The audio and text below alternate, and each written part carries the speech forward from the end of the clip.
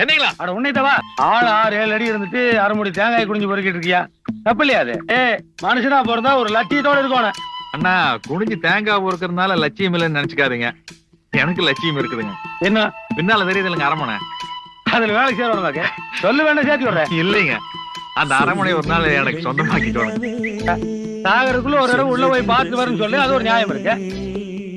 சொந்தமாகறானாம முடியுமாட உன்னால? முடியும்னு நினைச்சங்காட்டி தானுங்க தாமஸ் ஆல்வா எடிசன் கரண்ட் கண்டுபிடிச்சாரு. சரி, இவ்வளவு விவரமா பேசுற. நாய் கரண்ட் மாதிரி பணின்னு போட்டிருக்க. நாய் தானே கரண்ட். எப்போ? காலையில ஒருத்தர் தேங்காய் உடைச்சாருங்க.